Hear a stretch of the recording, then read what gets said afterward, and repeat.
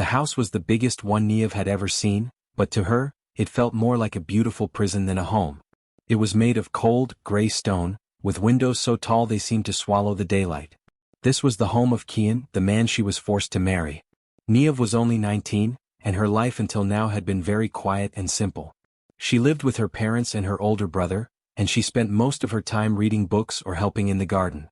She knew her family was in some kind of trouble, a money trouble that was very deep and very scary. Her father had sat her down one evening, his face looking old and tired, and explained that the only way to save everyone was for her to marry Kian. Kian was a very powerful man, the kind of man people whispered about. They said he was a mafia boss. They said he was dangerous and cold and had a terrible temper. Niev had never even had a boyfriend before, and the thought of being married to a man like that made her feel so scared she could barely breathe. The wedding day was a blur of strange faces and expensive clothes. The dress she wore was made of silk and lace, the most beautiful thing she had ever touched, but it felt heavy on her shoulders, like a costume for a part she did not want to play. She stood at the altar in a quiet, dark church and she saw Kian for the first time. He was tall, much taller than her, with broad shoulders that filled out his black suit perfectly. His hair was dark and his eyes were a serious, watchful green. He did not smile at her.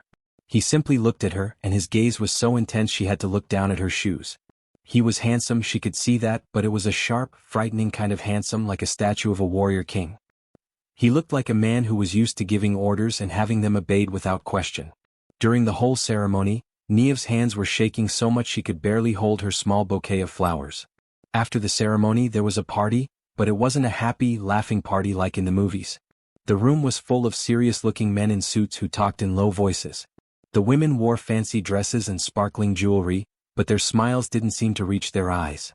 Nobody talked to Niev except to say a quiet congratulations. She felt like a mouse trapped in a room full of cats. Kian stayed by her side, his hand resting lightly on her back. His touch was polite, but it felt like a brand, a reminder that she belonged to him now. She could feel the strength in that hand, and it made her heart beat too fast. She just sipped her water and wished for the night to be over, even though the end of the night was the thing she was most afraid of. Finally, Kian led her away from the party and up a giant, winding staircase. Her new bedroom was enormous, with a ceiling that seemed as high as the sky and a bed that was bigger than her whole room back home. It was a beautiful room with soft rugs and a fireplace, but it felt empty and lonely. A servant had already brought her small suitcase and placed it by the dressing table. It looked sad and out of place in such a grand room. Niev stood in the middle of the room, not knowing what to do with herself. She could hear the door click shut as Kian closed it. This was it. This was the moment she had been dreading. She expected him to come to her right away. She expected him to be rough, to demand his rights as her new husband. She had heard stories about what happened on a wedding night, and the thought of doing those things with a stranger, with this scary, powerful man, made her feel sick to her stomach. She wrapped her arms around herself, trying to stop shaking. Kian didn't move from the door. He just watched her. He saw the fear in her eyes, the way her whole body was tense like a rabbit about to run. He slowly took off his suit jacket and draped it over a chair.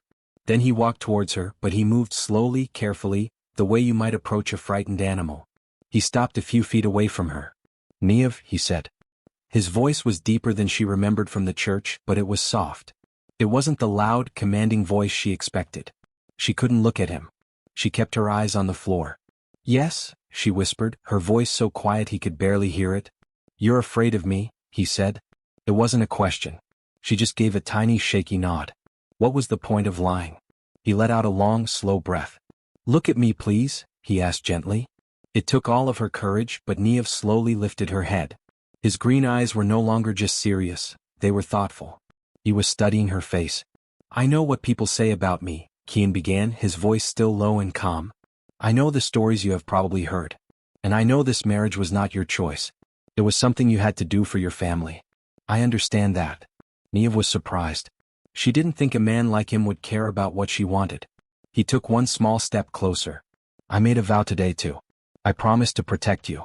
That protection starts here in this room with me. I would never ever force you. I would never hurt you. Your body is your own, Niev. It is a gift, not something I can just take." Tears filled her eyes, but they were not tears of fear anymore. They were tears of relief.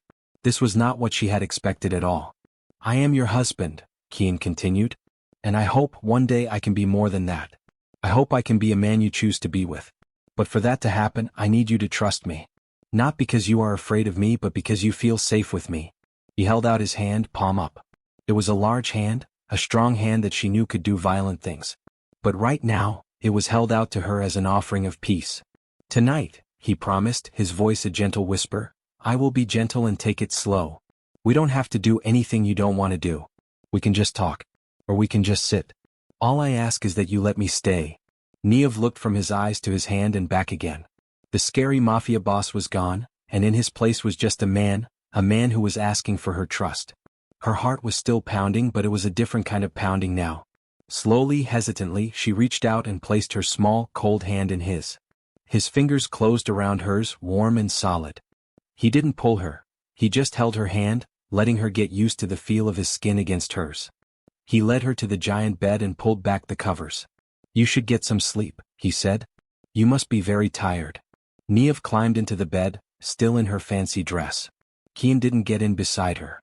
Instead, he sat in a large armchair next to the bed.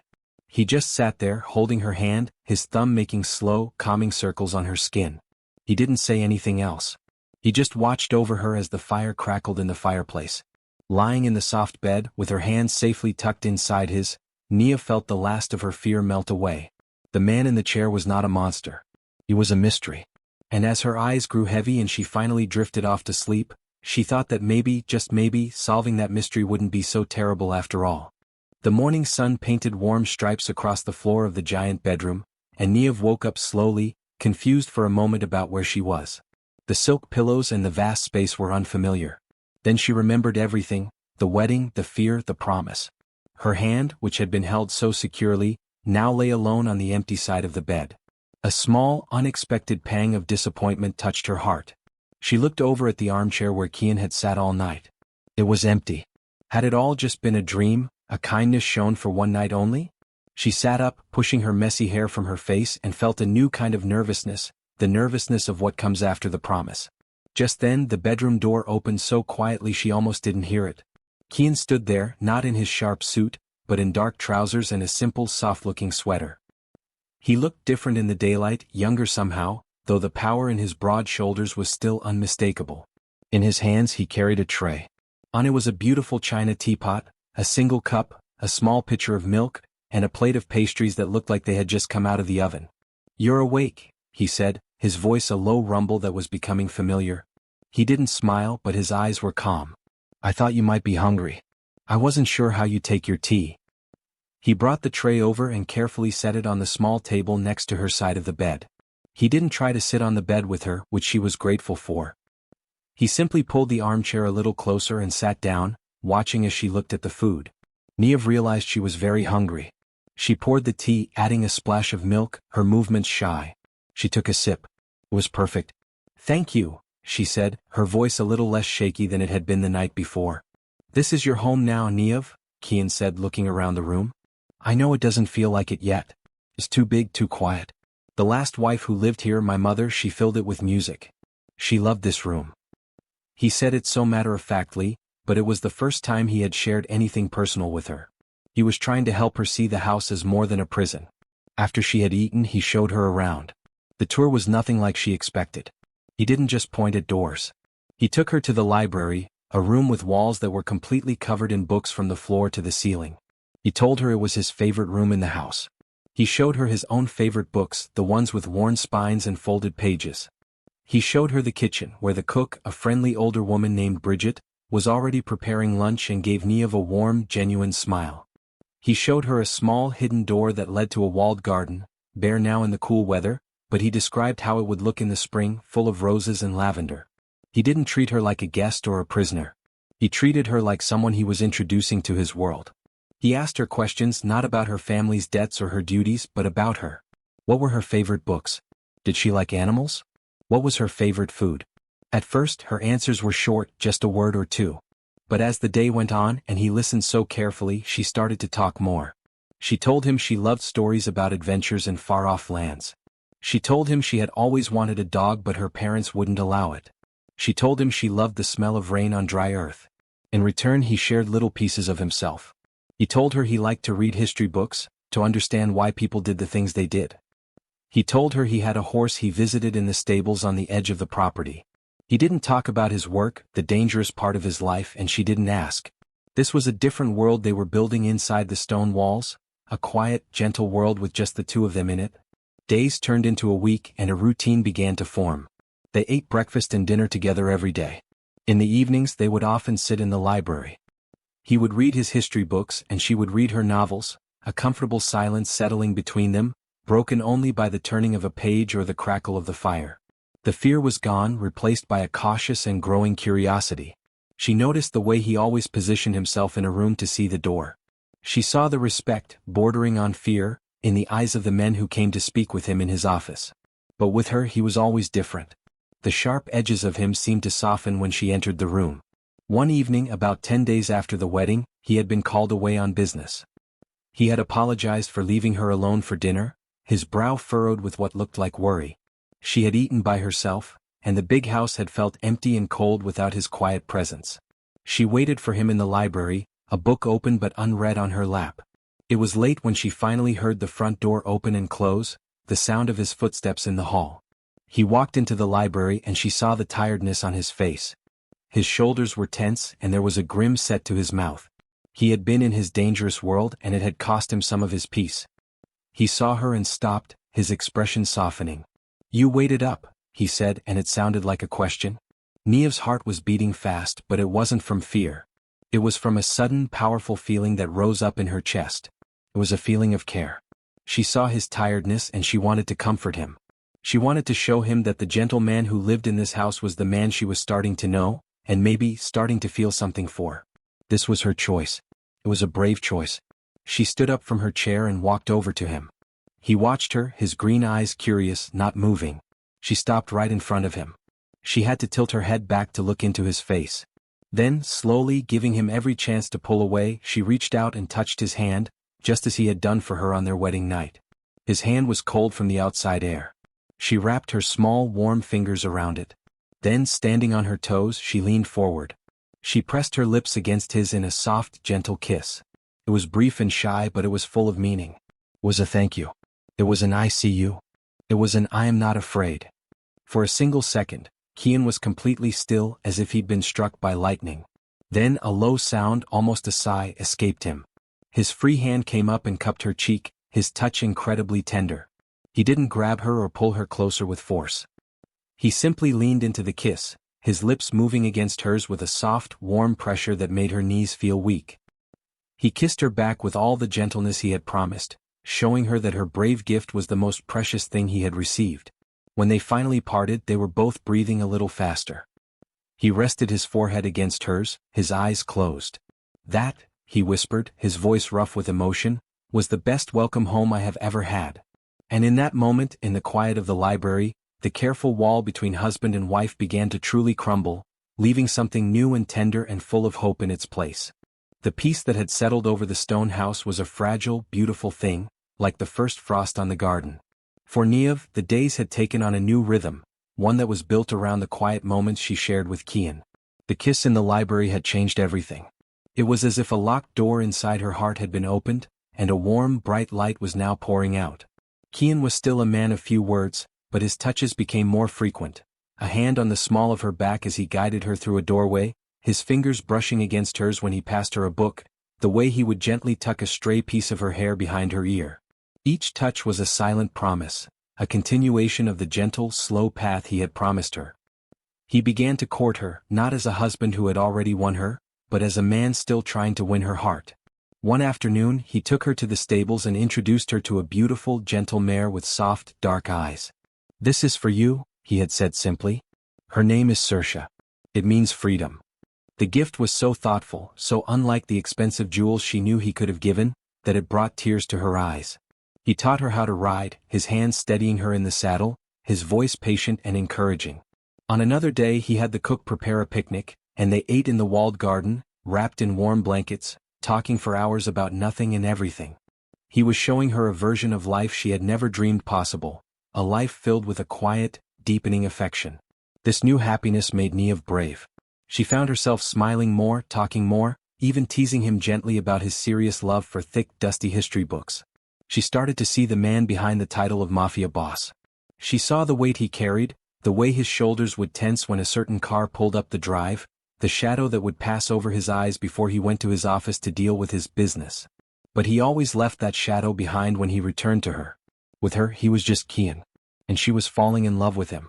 The danger, however, was a shadow that never truly left the edges of their world. It arrived one evening when Kian was away, dealing with a problem in the city. Niev was in the library reading when she heard raised voices at the front door. One of the men who worked for Kian, a man named Sean who was usually very calm, was arguing with someone. A moment later, the front door slammed open with a violent crash. A man Niev had never seen before strode into the grand hallway.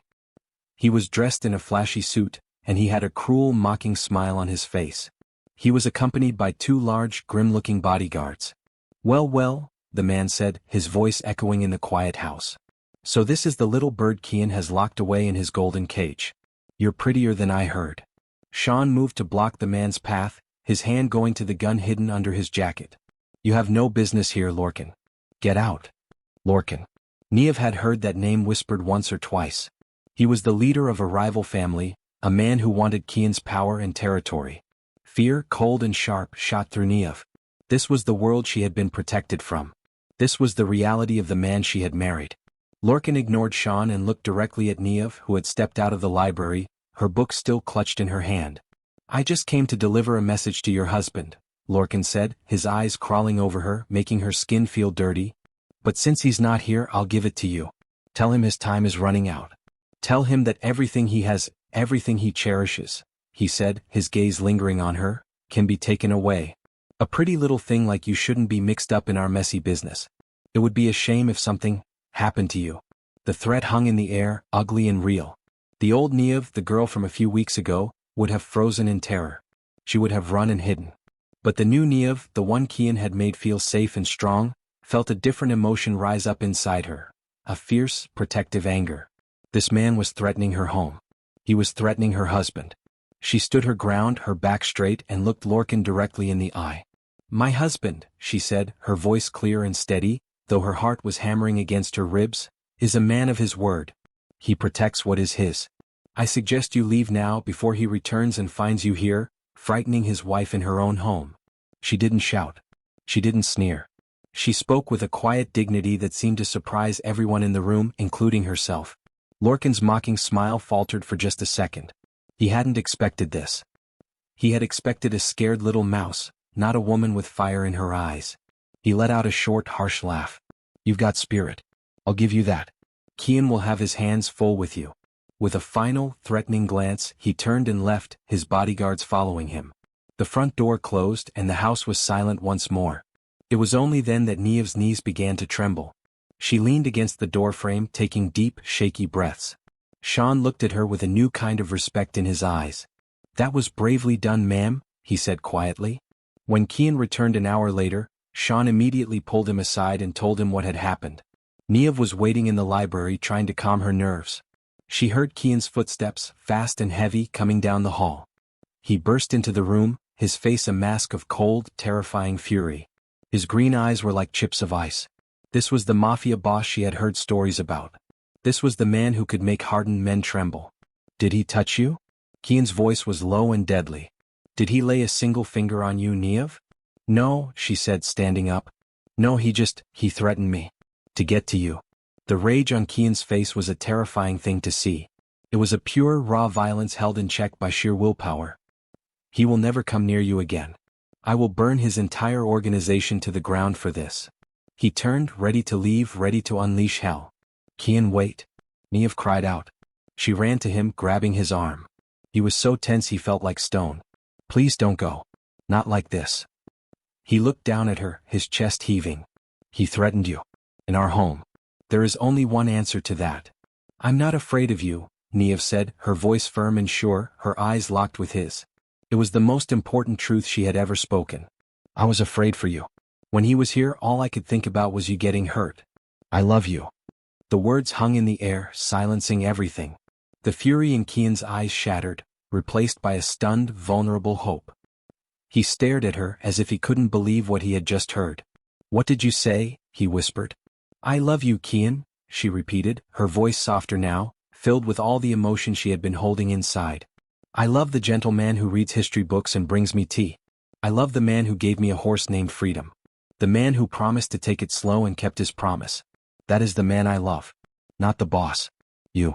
With a groan that seemed to come from the very depths of his soul, Kian pulled her into his arms, crushing her against his chest. He held her so tightly she could barely breathe, but she didn't care. She could feel the wild beating of his heart against her own. Niev, he breathed into her hair, his voice thick with emotion. My brave, beautiful Niev. You are my heart. I love you. I have loved you since you put your hand in mine that first night. He leaned down and captured her lips with his. This kiss was nothing like the soft, gentle ones they had shared before. This was a kiss of passion, of promise, of a love that had been tested and had proven strong.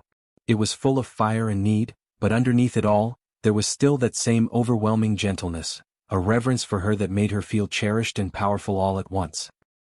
He kissed her like a man who had found his way home after a long, lonely journey. Later that night, in the quiet of their bedroom, the final walls between them came down completely. He was true to his word even now. He was slow. He was gentle. He worshipped her with his hands and his lips, learning the landscape of her body with a patient, tender care, whispering her name like a prayer. And Niev, no longer afraid, no longer unsure, met his passion with her own. She discovered a strength and a desire she never knew she possessed, giving herself to him completely, trusting him with her heart, her soul, and her body. It was not an ending but a beautiful, passionate beginning. They had started with a promise, built a foundation of trust, and now they were sealed together by a love that was strong enough to face any shadow, a love that would protect them both for all the days to come. If you were swept away by the story of Kian and Niev, and you want to join them on more romantic adventures, make sure to subscribe to the channel. Your support helps us bring more of these heartfelt stories to life.